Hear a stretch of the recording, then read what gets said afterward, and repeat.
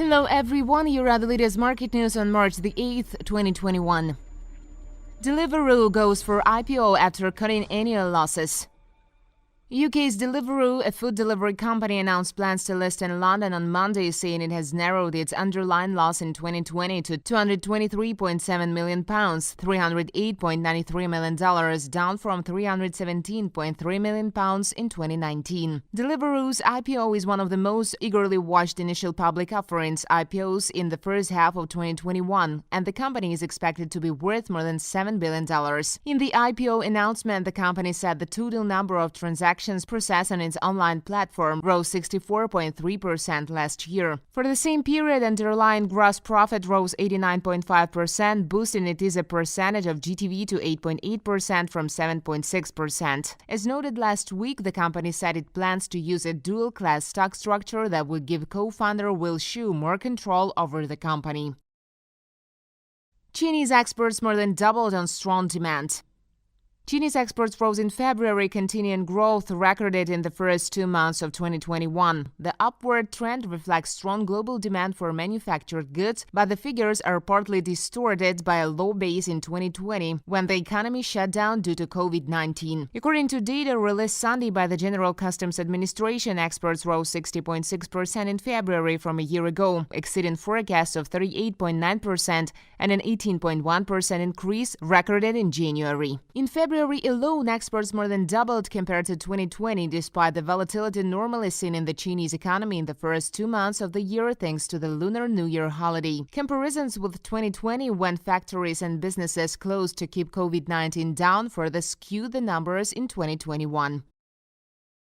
Stocks fluctuate on tech fall and inflation signs.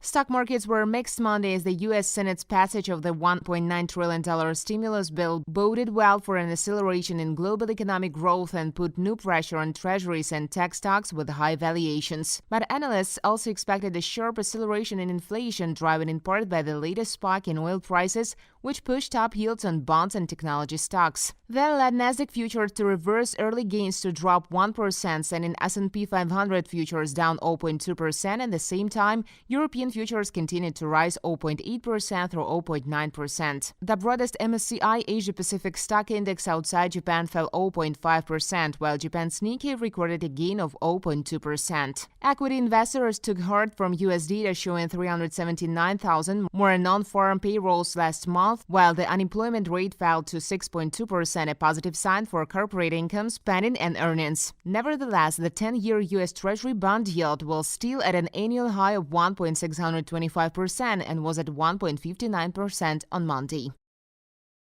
Brent oil topped $71 for the first time in a year.